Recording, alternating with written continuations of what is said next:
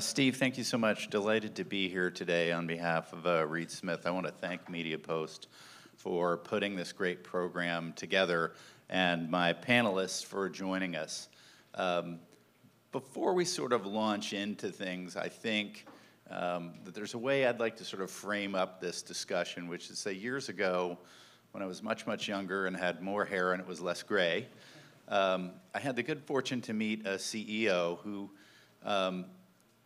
took me aside and he said, Jerry, here's the thing about being a lawyer. You guys are really good at finding flaming bags of dog poop and putting them on our desks. But if you don't come with a fire extinguisher, you're of no use to me, because I can find those flaming bags on my own. And I thought, wow. Now, the way I describe this today is things and advice and support need to be practical and actionable. So that's a key component of what we're going to try and focus on today with our discussion. And the way that I thought we would sort of lead things off is each panelist is going to introduce themselves. On my right, give you a little bit of sort of background.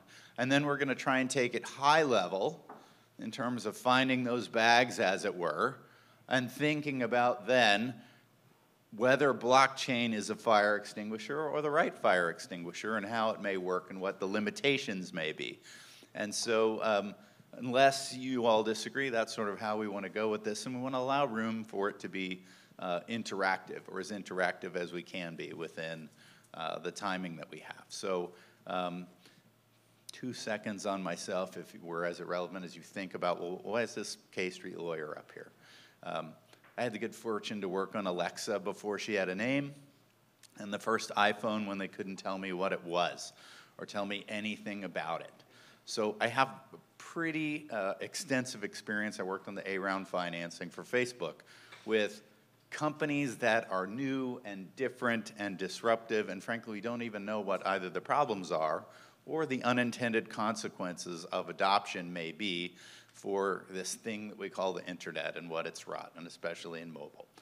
So I'm really delighted to get in a room with a bunch of smart people and hopefully have a few small thoughts of my own.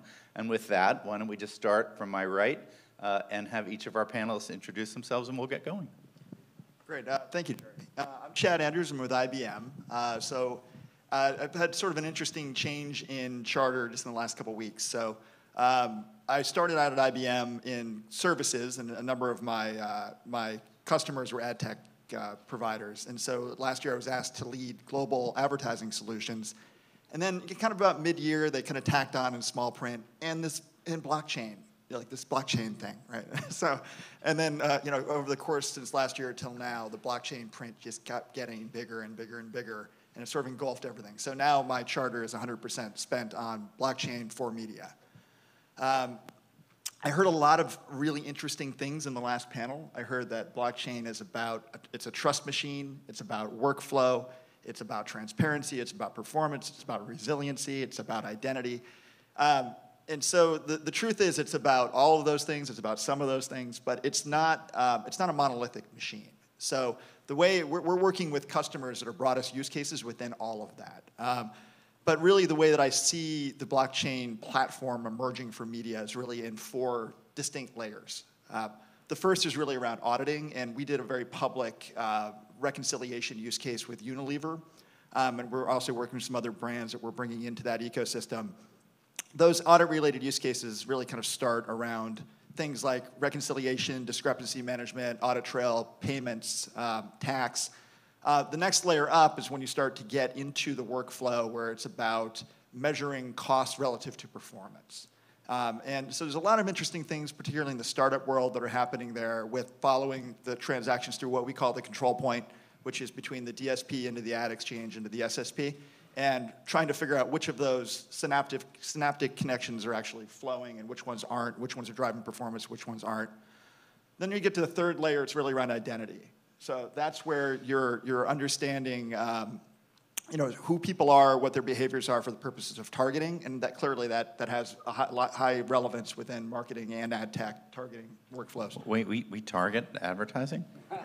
It just started last year, so it's It's a brand new innovation. Don't worry, after May 25th, it's going to stop for large sections of the... Well, it's going to change. More contextual targeting, less audience level targeting. And then the fourth layer, which I didn't hear anybody talk about yet, is around the idea of the data co-op or data federation. So some of the promise within blockchain and some of its methodologies, you'll hear zero knowledge proofs, you'll hear about homomorphic encryption, ways that different owners of first-party data can put that into a black box where the machine can see across that data and optimize across it, but there's permitted access to that data within the collective. So again, that's sort of long intro, but that's how we see the layers, and then within each of those layers, we have engagements with customers on specific use cases within that. But I do think eventually there will be more of kind of an industry platform approach where all of those layers have a more robust data architecture as you go up the use cases, and they'll sort of fire together and support more of a holistic supply chain. Wow, great. So I'm Scott McDonald, and I'm the president of the Advertising Research Foundation, which is the group put together in the 1930s by the ANA and the 4As to deal with big questions like how you measure advertising, how you measure media, how you know whether advertising works or not, what's effective frequency, what's the way to test ad creative. So we're the kind of neutral Switzerland that does industry studies that kind of guide that, and a member organization, about 400 companies, most of which you all know, many of which you probably work for or have worked for. So we have a big conference once a year called the Audience Measurement Conference, Audience Times Science. And I just had started as the CEO of the ARF last year when we were organizing that conference, and took a look at the agenda and said, gee, we don't have anything here about blockchain. And everybody around said, what are you talking about? What is blockchain? And what could possibly be the relevance of this to audience measurement? So we kind of recruited MetaX to come and talk about that and educate the audience of the conference about that. And of course, since then, there's been an enormous amount of attention to blockchain as a potential solution to, I think the initial context was to digital supply chain corruption, non-human traffic, fraud, bots, things of that sort. But it extended out a bit to a conversation about the utility of blockchain for perhaps compensating consumers for the use of their data or setting limits on the uses of individual data. So I think these questions are quite interesting. I think as we press further into it, there are issues about speed, scale, and practicality of that in digital advertising. So I think that will be interesting, but that's kind of where I'm coming from. Before ARF, I was kind of happily retired for about 2 years before being sort of gulled back into actually doing a job. But my longer arc career was sort of straddling academia and working for media companies. So I put in many years at Time Warner and at Condé Nast, running their research operation. So that's me. All right. My name is John Keehler. I'm a digital strategy director at the Richards Group, full-service ad agency. My focus is really on the kind of entire customer experience and thinking about how we can leverage new technologies or digital in general for clients. From a blockchain perspective, part of my job is kind of understanding how consumer experience is changing, and new technology. But I think from my perspective, in addition to some of the optimization of current processes and things that we do with blockchain, I think there is a real opportunity with the technology and some projects that are being explored right now to fundamentally change the relationship that brands have with customers, or just to fundamentally change some of the rules that we basically had with digital marketing for quite a while. I'm Dom from Dom and Tom. We're a digital product agency. We've been around 9 years in Manhattan. I am co-founder, CTO, and CEO, but also have been consulting in the agency relationship on emerging technologies, which is sort of our sweet spot. for the almost nearly a decade.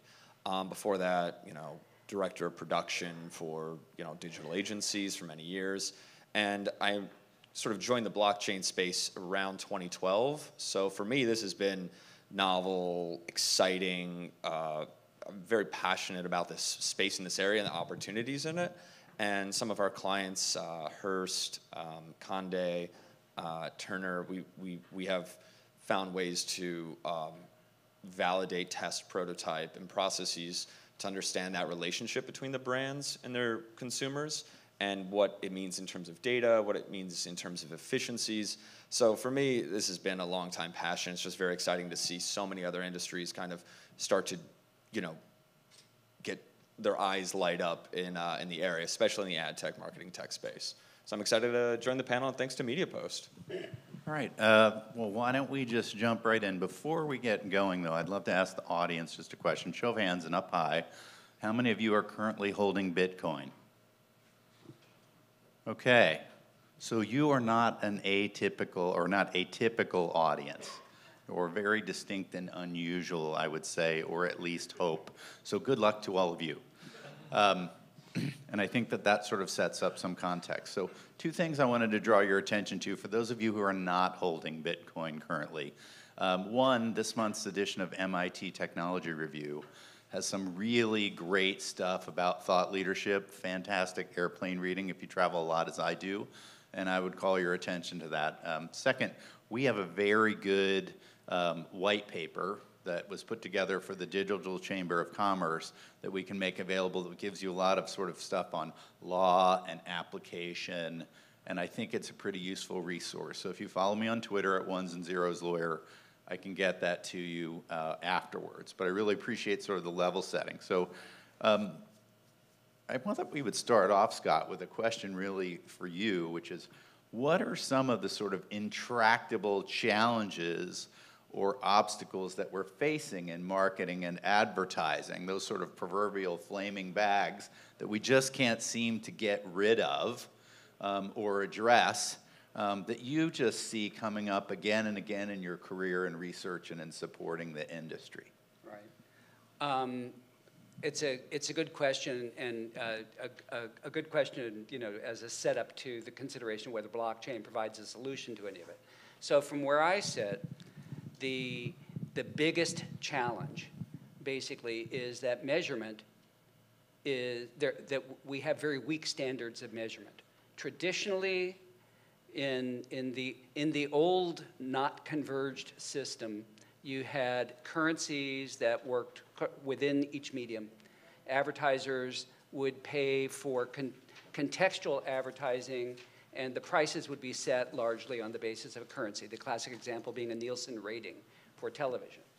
At present, because of technology developments and because of fast evolving consumer behavior, television, for example, gets viewed across many, in and out of apps, on the web, on different devices. And in each situation, the attributes of measurement are somewhat different. Companies like Nielsen and Comscore scramble to try to catch up with that, but there is as yet very little agreement across the industry that has actually been accomplished. So what you have evolving is, rather than, despite the efforts of many in the industry and propagation, say, of the MRC's duration-weighted digital standard to try to integrate digital and linear television metrics, we don't have firm consensus. We don't have conviction about the validity of cross-platform, cross-device measurement. So without that, you've got garbage going in to your attribution and ROI models, another big area, because you don't really know what number of advertising impressions were served. And so there's a kind of a breakdown. It's a little bit analogous, in my view, to the breakdown in international order that we witness with the decline of the United States. You're having more walled gardens rather than fewer. You need cooperation to embed watermarks to efficiently measure exposures to ads or to content. but you have players in this community that don't participate. Most conspicuously, players like Netflix and Amazon. They strip it out. So you try and measure it on the back end, and you don't, you have an inefficient measurement that's using Shazam kind of audio matching.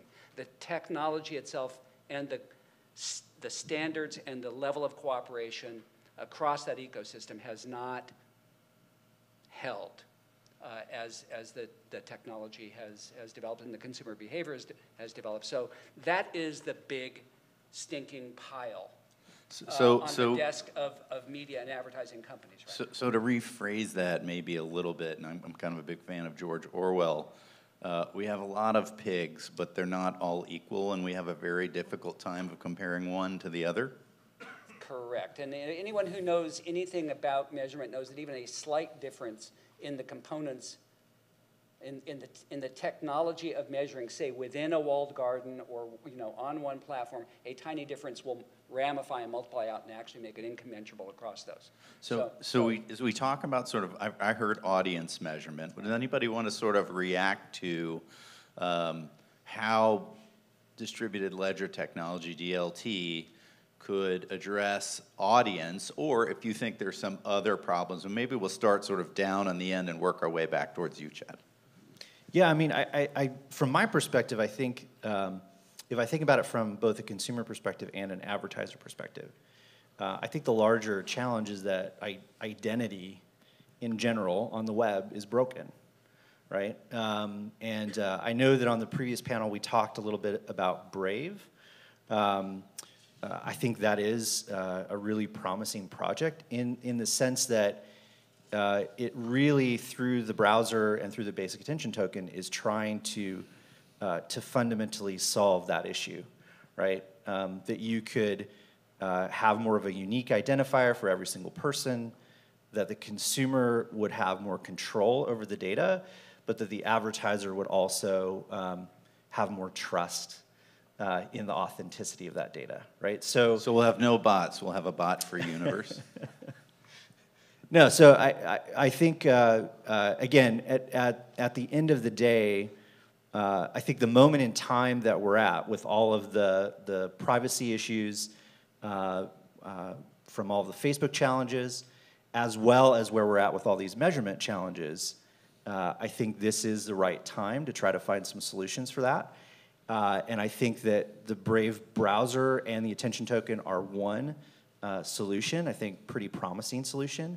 I also think they don't necessarily need that browser to scale. They're working on some other initiatives to extend that attention token beyond just the Brave browser, which I think maybe Dom can talk about a little bit. But I think this is also why Facebook just announced that they had their largest executive reshuffle in their history. And the head of Messenger is actually now running a blockchain initiative inside of Facebook. And I think that's probably what they're getting at, right? Facebook has always felt that their strength as a social platform was in kind of the veracity of individual user profile identity. And so many people have gone all in that system. But I think now they're looking at ways to evolve it. Well, their theory is real identity, that you're not pseudonymous. And we see that coming through. But you described the Facebook problem, and without focusing on too many, or on any company in particular, could you just give us the Twitter version to sort of level set what that problem is in your view? I think the problem right now, I would take a consumer-centric view of the problem. The consumer-centric view of the problem is, I think, that consumers have no control over the data that's being shared. And so Facebook realizes that if they can't provide some level of control, then people won't use the platform, right? That's hashtag irony, by the way. Well, I think if I could jump in a little bit. So Facebook and some other platforms have really, they've been a volcano when it comes to advertising, about attribution, just like technology. And they've. You mean they've changed the landscape? Oh yeah. I mean, I don't know how everyone else feels about that, but I certainly see that, especially when you look at the big three and then you look at digital. But when it comes to identity, you could give users control, but I think when you emerge with a technology, and we've gone through many emergences. We've gone through the emergence of web technology. We've gone through the emergence of mobile. Our agency was born in that era. We've gone through the emergence of IoT and wearables and AR and VR. And now we're at the emergence of blockchain, and it's kind of going up here on the hype, and sooner or later there'll be a trough of disappointment. But this technology in this space has something I think a little different than machine learning or AI does. And I think that's that fourth layer is now that we have a giant data pool, the next step is how can we start to mine that to figure out future solution sets. That's where machine learning and AI, that's their purpose. But blockchain is different, not just because it's a distributed ledger, but because it's tied to an incentive to the consumer to control and moderate their data, which is an interesting stance that BAT token that they're taking, in that they're saying not only can you create a deep relationship with the brand, but you can also say, I control the data that you see and the data you don't see. If you give me, if I give you more of my data, I have the control mechanisms with Facebook, but nobody really has the incentive until something bad happens. And the real incentive starts to emerge in this space because it involves actual currency and utility. And that token, I mean, that's an economic force.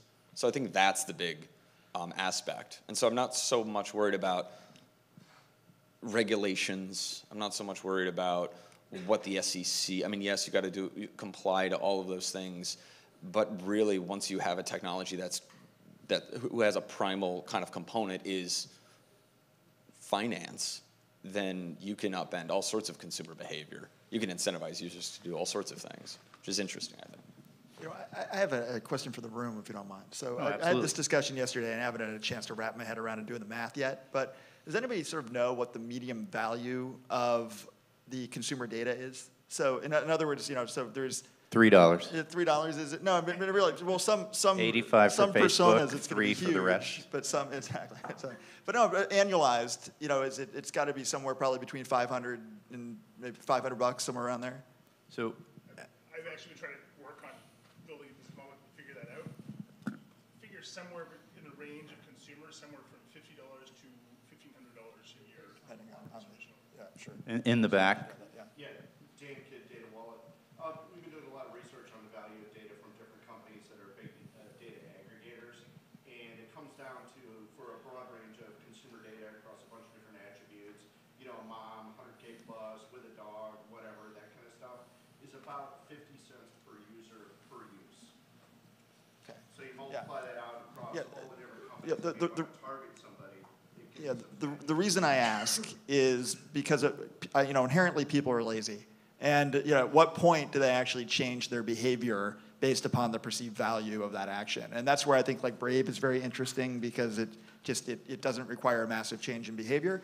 But I wonder, because there's the concept of people, we all should be up in arms on the streets demanding a lot of things in this country right now, one of them being ownership and transparency into our data. But I just wonder, I don't really have an answer for this, I wonder where the tipping point is. Like, when is it going to matter? So I think it's a great question, but just to sort of react, and I would put this out on sort of the policy side, which is actual versus expressed preference. Everybody in the room sort of familiar with that? Mm-hmm. So we have a lot of consumer research where 84% of people will say, I care very deeply about my privacy. Mm-hmm. And then in exchange for a cookie or dollar, they will answer some really amazing, deep questions.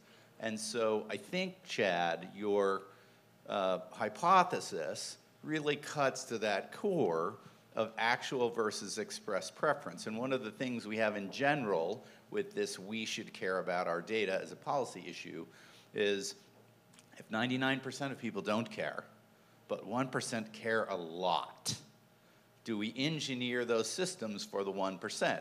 And the last time I got on a plane in Economy Plus, where I got an extra 2 inches, LeBron James was really uncomfortable right next to me, because it turned out the airlines didn't care about LeBron. Now, of course, that's sort of metaphorical, but on an engineering... Is that a humble brag? Are you humble bragging? That's a much less No, that's story. the time I sat next to Bono, but that's true.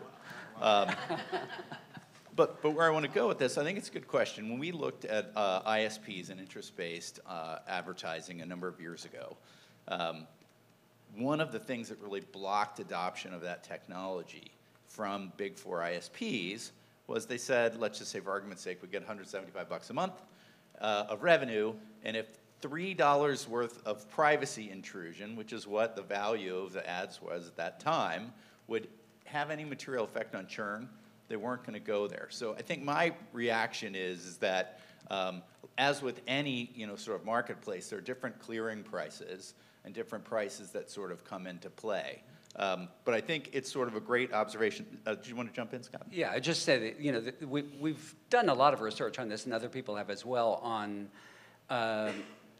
attitudes toward privacy. And in fact, there is this difference between expressed and real. If you take a behavior as being the real, it's conflated a bit with convenience. People want they're willing to actually barter their data to some degree. Up to certain limits. A lot of the ad resistance is just because it's fucking annoying, and it's not about privacy as much as it is about intrusion and being annoying, and the two often get put together. But the point, I think, is that any effort to create a barter or exchange around one's information, one's data, presumes that you own it in the first place. And we don't have that. We don't have that in the U.S. So let's go there, quick just speed round. Yeah. You sort of one-word answer, and it is a trick question. We'll go right to left, starting with you, Chad. Who owns the data? God. Okay, good. Whoever you click the yes box to on terms and conditions. So first to click, kind of like a Columbus model. The terms and conditions you didn't read. Okay. I mean, I don't think it's a consumer. I think it's everyone that you interact with. Which one of those words did you want me to go with? Everyone. Okay. Whoever has access to it.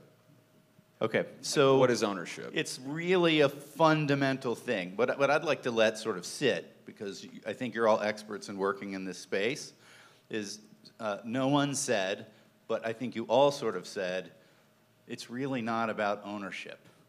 It's about accountable use. And it's not about whether you create it, right? Because when I speak, someone else hears it. Do I have more right because I said something versus the right they have from hearing and learning? And that's something we're really addressing, sort of fundamentally. But I think it's important because the players in our ecosystem, depending on where they sit, whether it be an agency, a platform, an advertiser, a consumer, have wildly varying perspectives. So God, everyone, what you saw here on the panel, I think is what we're hearing. So given this disparate set of views, and by the way, congratulations, Scott. I lost the pool. Usually I'm the surefire win for the first one to use profanity. So good for you.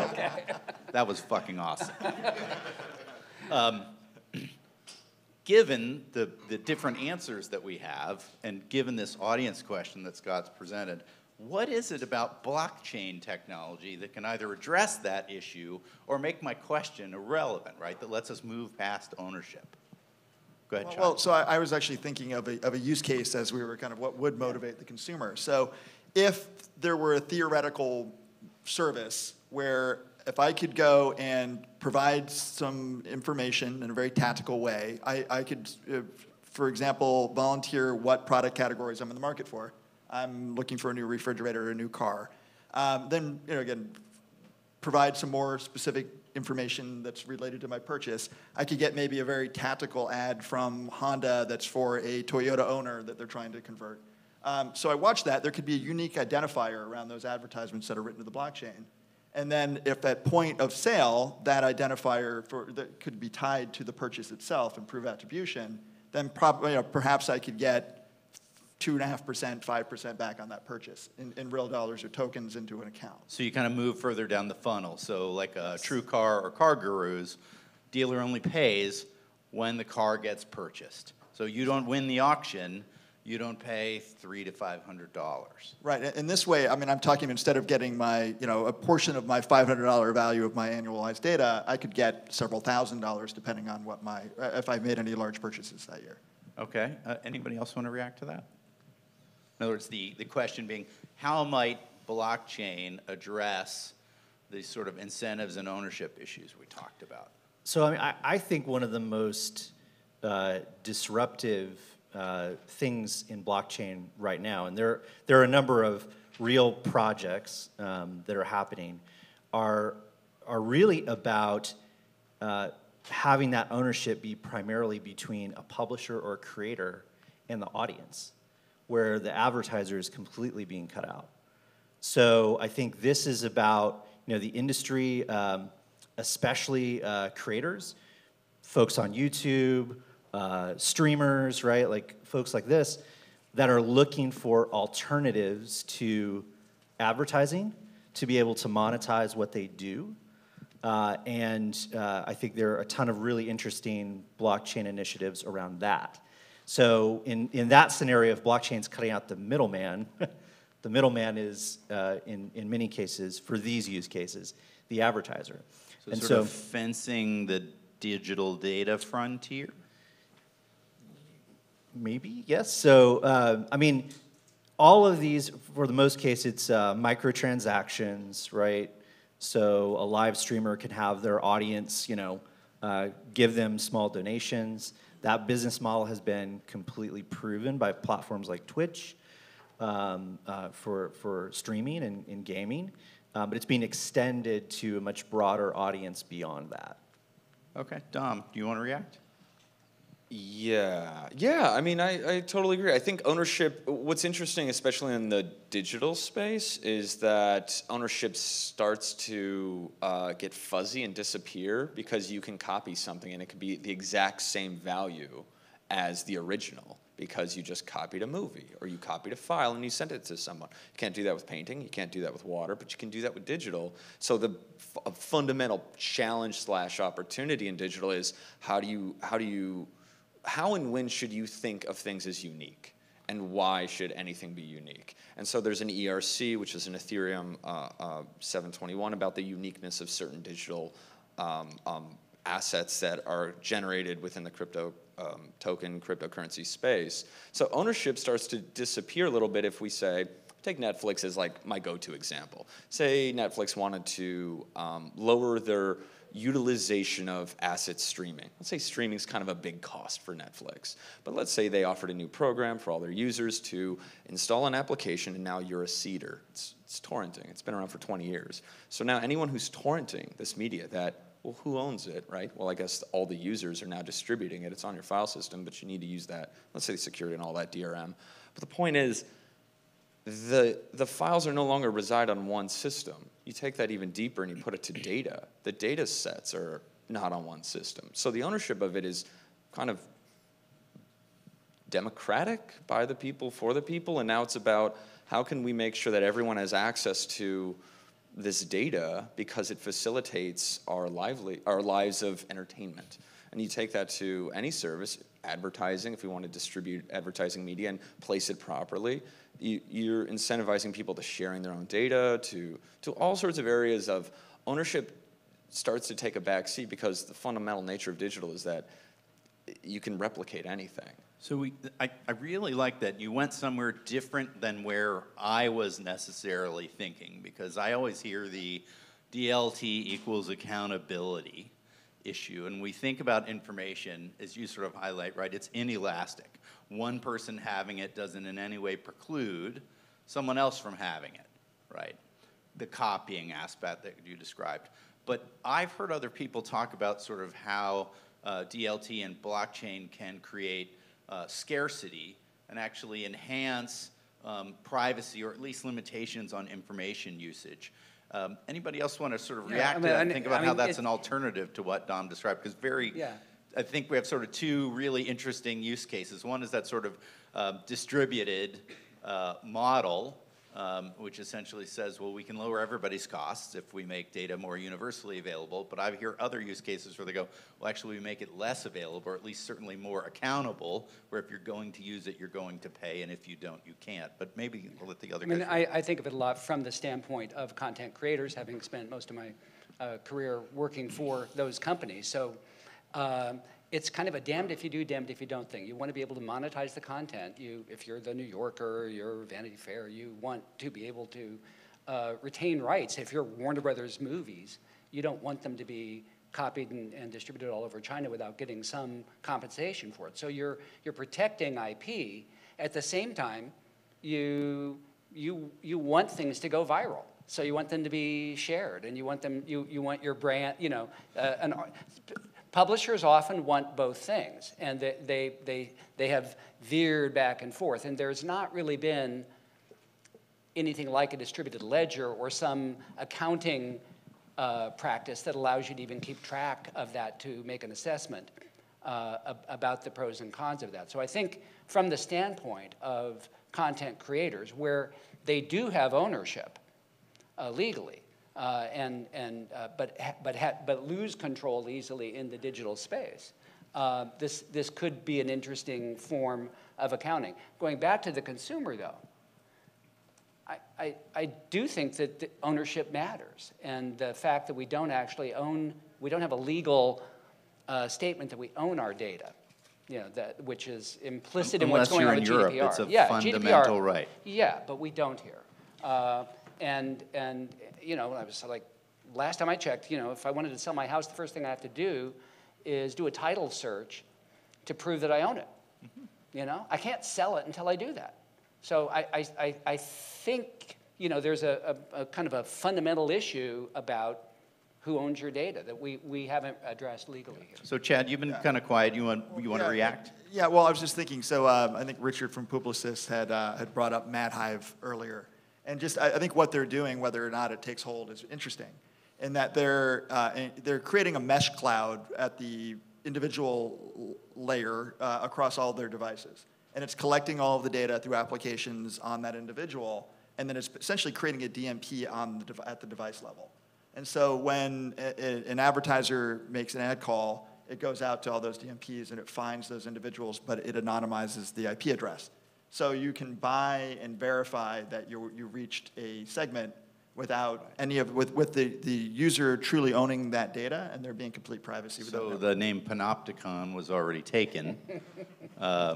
So I throw that out, right, because there's a lot of research that suggests when the village knows there's an anthropologist in it, people behave differently. And so there's some real questions there. So I think that is a great example. John, you wanted to react? Yeah, really quickly. I want to sort of approach the idea of digital scarcity from a little bit of a different angle. And this is one of the things actually that's fascinated me about blockchain. It got me really interested in it. So I think the idea of digital scarcity is just something that fundamentally challenges the way we've always thought about digital, right? So a great example of this is, we'll take over 1 trillion photos this year on phones.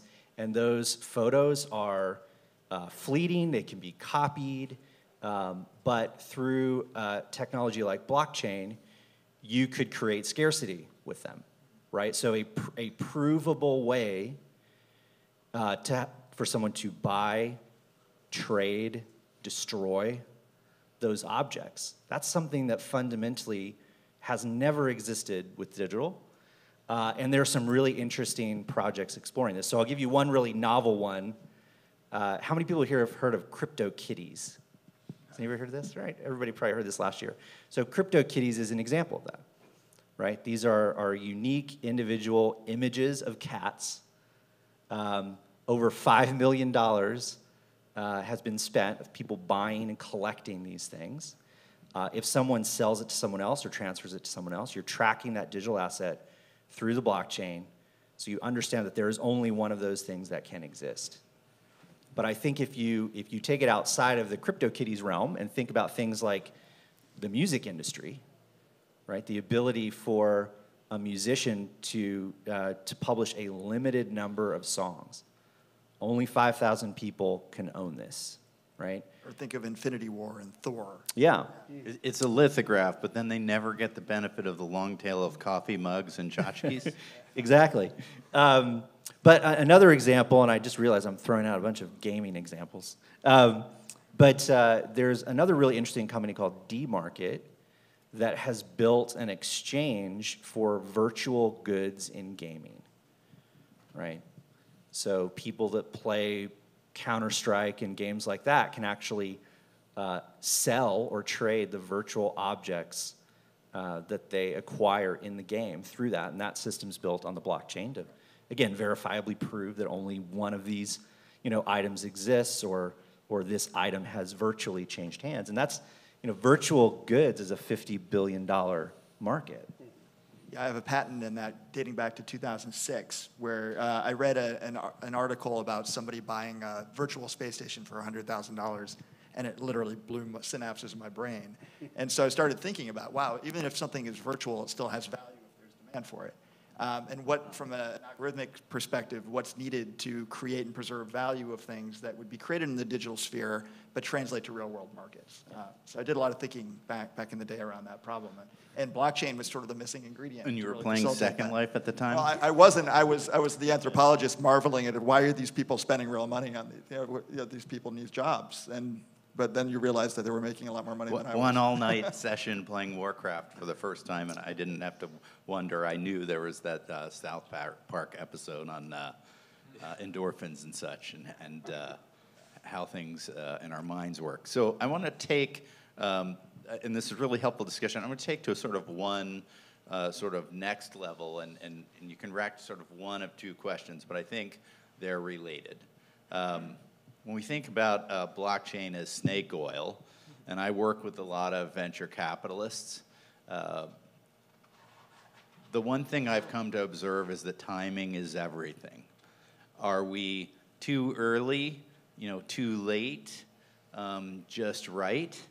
And if so, besides the challenges of timing, what are some of the other critical obstacles to adoption, assuming these solutions can solve the problems we're talking about?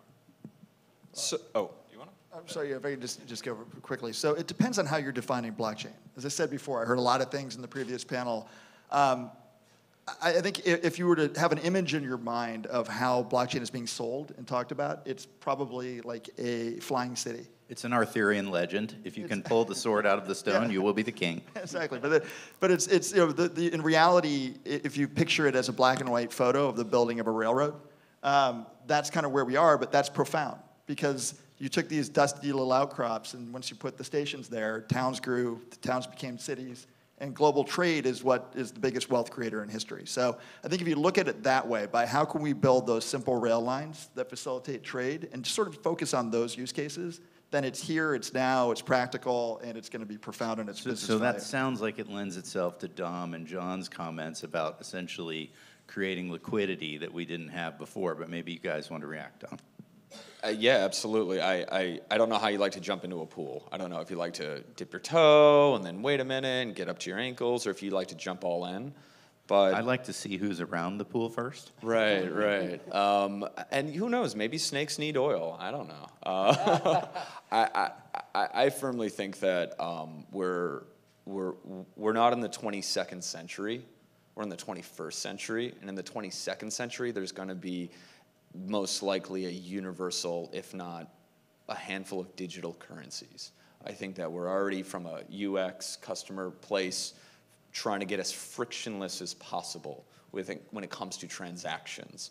And so whether you're brave and you want to create your own new browser, or you're really just building a smart contract, which is an agreement between two or multiple parties for, a transaction, however you kind of get into it, investment now in this space, I think, has an order of magnitude result set in the next decade. So first is I'm more bearish on other emerging technologies, some elements of IoT or some elements of AI. I'm more bullish on blockchain, investing in it, prototyping it, coming up with a hypothesis, and validating it.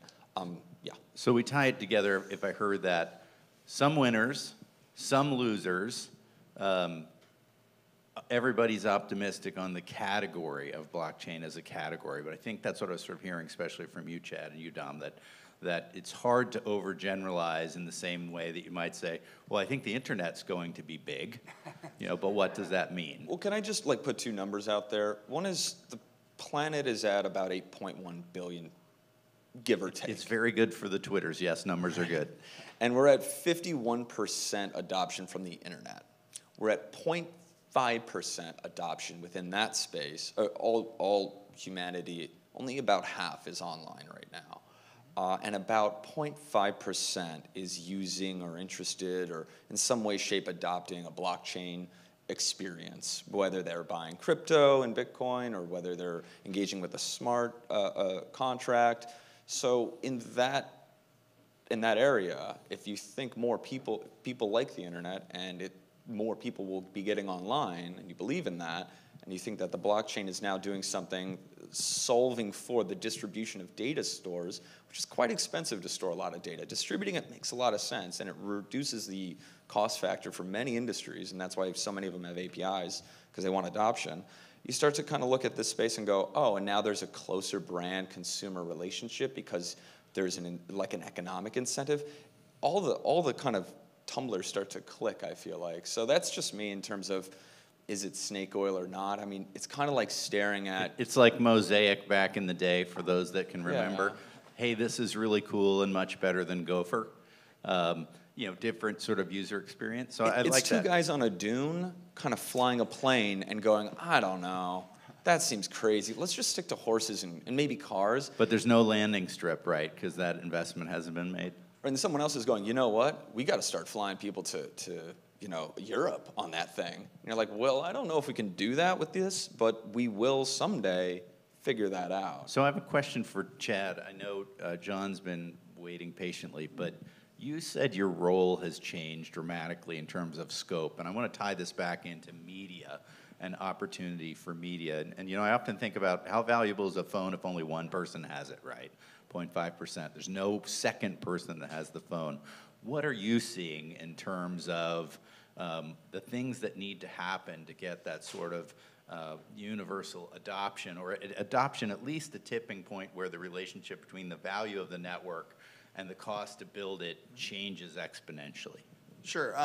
Well, I'm going to first give you a use case that's here now. So IBM created a joint venture with Maersk, the global shipping giant. Roughly 90% of the world's goods are in some way impacted by global shipping overseas. And up to 200 pieces of paperwork can accompany a single container shipment. Incredible amount of inefficiency in that supply chain. To net it out, the World Trade Organization looked at it. We've tested this with Maersk and shipments of flowers. They said if this were deployed at scale globally, it would impact world GDP by 5%. Would increase global trade by 15%.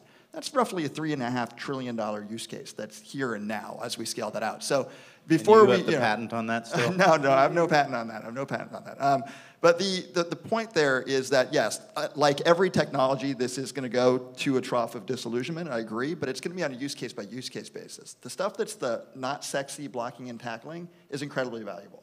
So translating that to media, IAB accepts a 10% discrepancy for reconciliation. We're talking about $70 billion programmatic marketplace, plus $220 billion overall digital, plus the $200 billion in linear. Those reconciliation issues are tens of billion-dollar problem that can be solved really just through basic transaction of data that can be managed on a blockchain. Summary level data related to what was delivered, verification data, and cleaning up those workflows. So that is where we're going to start in the layers. We can recoup. Who drives that adoption?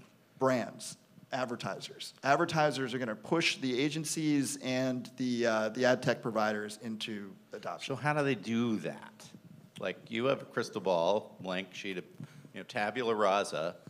How do you get all the brands in the room without antitrust scrutiny to say this is how it's going to be? Well, so I'm going to tease this and say stay tuned for Con, June 18th, and we're going to make our announcement for how we plan to do exactly that.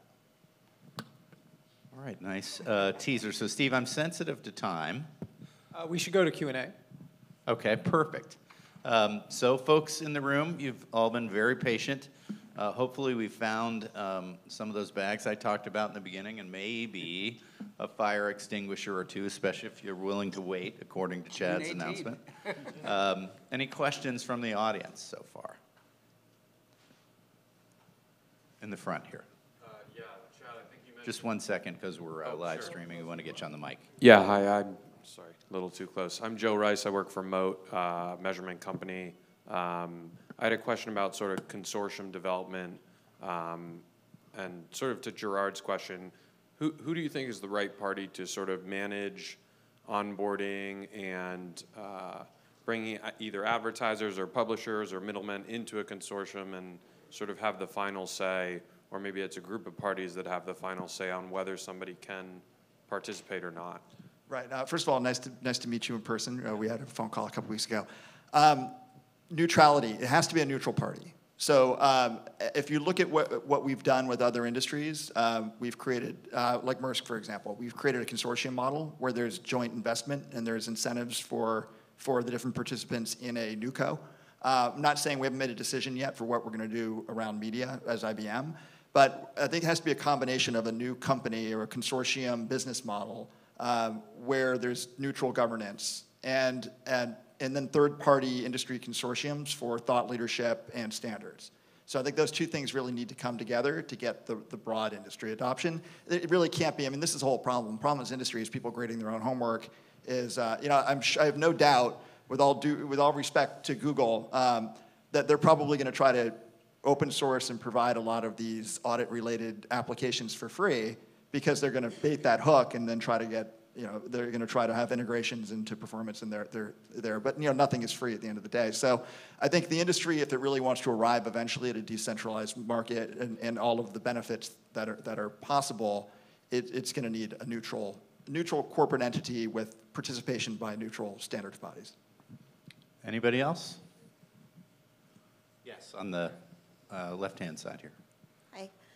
So you guys talked a little bit about ad verification. So all the ad verification companies I know that I work with all report different numbers, right? So do you think then that problem needs to be solved before we can move to a blockchain?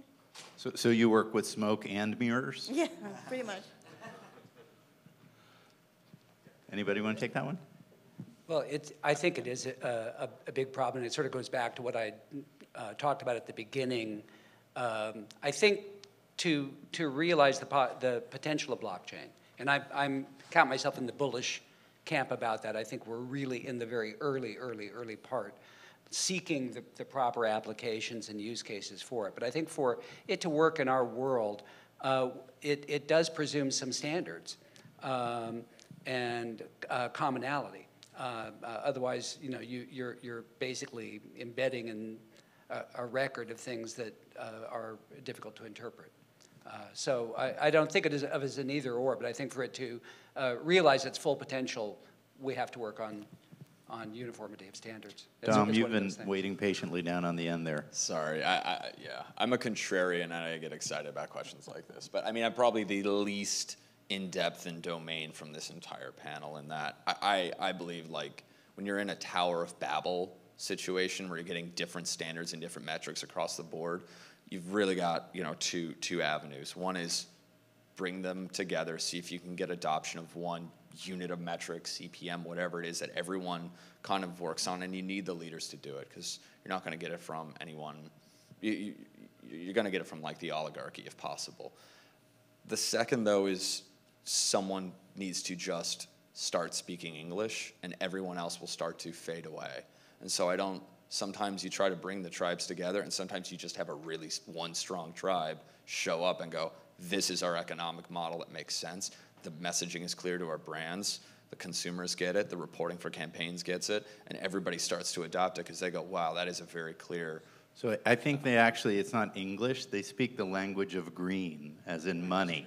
So when it's mutually beneficial and doesn't kill any one stakeholder, I think that creates the greatest opportunities for success. And if you see what we're seeing around GDPR, you're seeing a lot of that even from platforms where, yes, there's activity that benefits them more than others, But they're pretty attuned, right, that there's no upside to killing the golden goose. John, you want to jump in? Yeah, I think it brings up a really interesting point, I think, which is, again, the idea that blockchain isn't the silver bullet, right? It's going to allow you to do some fundamental things like have more visibility and transparency into, a chain of events. However, you can still have bad data in there, right? So one of my favorite examples is a lot of the conversation that's been out there around using blockchain for voting, right? That still has to tie into, let's say, a voter registration process. And if the voter registration process is bad or has fraud in it, yes, you're going to have more visibility into it, but it doesn't mean that you've completely eliminated some of these problems. So it's not blockchain isn't a completely automated, trustless thing. It still has to plug into other processes and other things we do. So we have to measure what matters. Go ahead, Chad. Just a layer on that. So if you look from an engineering standpoint across the media supply chain, there's a lot of moist, dark areas with weird things growing across, A lot of shady stuff happens in the shadow of walled gardens. It's true, but even with, mostly it's attributed to walled gardens, black boxes, walled gardens. But, you have to distinguish what's going to happen at the protocol level from what's going to happen at the application level. So if you look at sort of a lot of the sources of loss, they're fraud, but there's a lot of arbitrage schemes that happen. All of those things can be rooted back to the theme of transparency. But until there's protocols and agreements on standards, a lot of those things aren't going to be solvable because they rely on applications solving them and not the actual technology layer and the protocols themselves. So I'm sensitive to the time that we have left.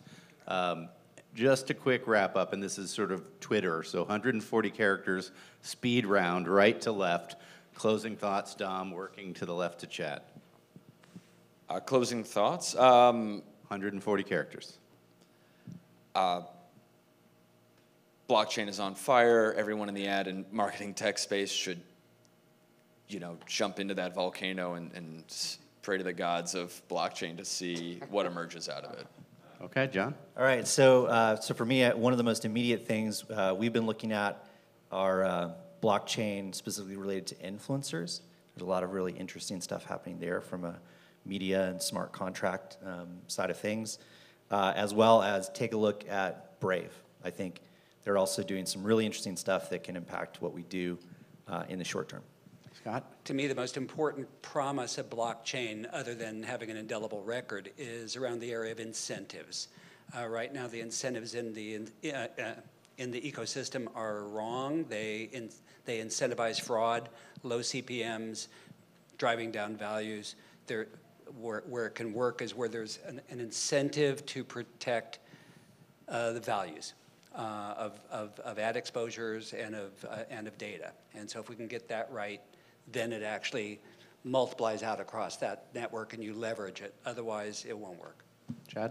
Yeah, so AI came up before, so I'd like to sort of draw the possibilities of what blockchain creates is basically a timeline of truth at the transaction layer, and it illuminates data that can be leveraged that isn't being leveraged today. Because it either isn't available on short cycles, it isn't being written to a trusted system of record. So I think there's going to be a tremendous amount of value recaptured, both because at the end of the day, blockchain removes frictions, business frictions. There's going to be a ton of value recaptured for the marketers and the publishers in this ecosystem, and a lot of that is going to be by things that aren't necessarily pedantically on the blockchain, but are technologies that are enabled because of blockchain. So I'm going to go with blockchain allows us to measure things we haven't been able to measure before. But as every 15-year-old boy knows, and John Doerr recently said in his new book, measure what matters. And with that, I want to thank my panelists and Steve and the folks at MediaPost. You guys have done a great job, and it's been a real pleasure to listen to you and share. Thanks so much. Thank you, Gerard. Thank you very much. Thanks, panel.